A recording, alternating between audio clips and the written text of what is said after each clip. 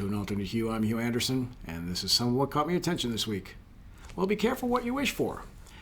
Giovanni Carforio, chief executive of the U.S. drug maker Bristol Myers Squibb, told the Financial Times it was reviewing its portfolio and expected that some drug candidates would not be funded because of reforms in the administration's Inflation Reduction Act. He said cancer treatments would be hardest hit by some measures, which include giving the federal government for the first time the power to negotiate prices for some of the most expensive drug purchased by Medicare. The IRA reforms are the biggest shakeup of drug pricing regulation in decades and have been widely praised by consumer advocates. However, the pharmaceutical industry has warned they threaten to cripple innovation and stymie development of life-saving medicines. Now, companies say they are reviewing their pipeline of drug candidates to determine if it's still financially viable to invest in particular therapies and medicines. Analysts say the most significant reform is handing the government for the first time the power to negotiate drug prices on some of the most expensive branded drugs between 9 to 13 years after launch. The Congressional Budget Office has estimated this provision would produce savings worth up to $100 billion over a decade, which sounds like real money. Patient advocates said pharma industry claims that pricing reform would kill innovation was, quote, fear-mongering, unquote, noting that Americans pay much more for branded drugs than people in other countries.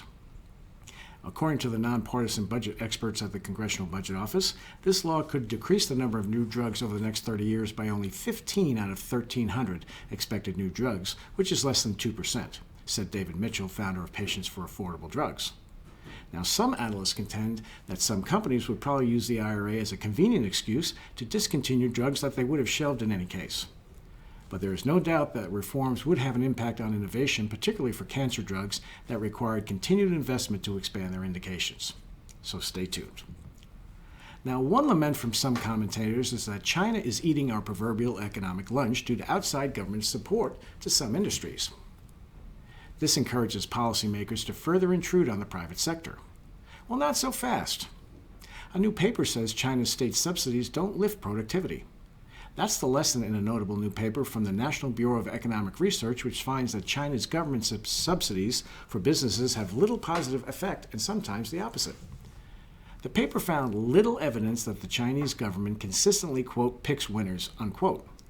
Since 2007, all companies listed on any Chinese stock exchange have had to provide an accounting of the subsidies they get from the government. The authors looked at the subsidies and how they compared with a calculation of a company's productivity over time. The idea was to see if Beijing is giving to firms that are already more productive, as well as if subsidies encouraged the firms to become more productive. The answer to both questions is a resounding no.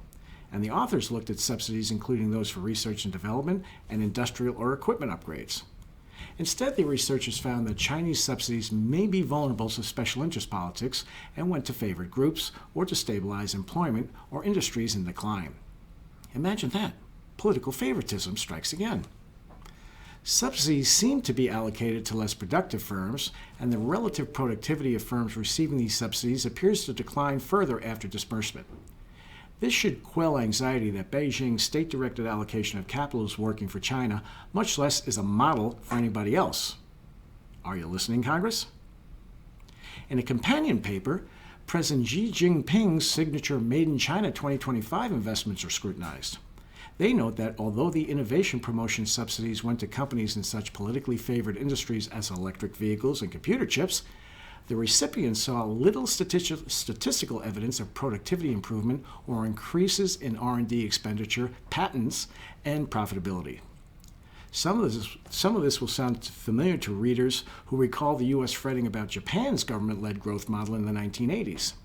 In Japan, the researchers write, the preponderance of support had not gone to the sectors or firms with the fastest productivity growth, but to shore up politically connected but economically weak firms and industries. Now, China is a formidable economic competitor, but the key to its success is the energy and ingenuity of its people, not central planning and state subsidies. The strength of the U.S. system is free market competition and a rule of law that allow innovation and the private allocation of capital. Washington won't subsidize any more wisely than Beijing does. So let's let Washington do what it does best. Now, There is no discernible proof anywhere that Albert Einstein ever said compound interest is the eighth wonder of the world. The first known reference from the, quote, investigator website is from an ad in the Cleveland Plains Dealer in 1925 for the Equity Savings and Loan Company. That's your holiday party trivia for today. I hope you all enjoy your holidays, and I look forward to you having a wonderful, healthy, and prosperous 2023. Until next time, I'm Hugh Anderson, and this has been an Alternate Hue.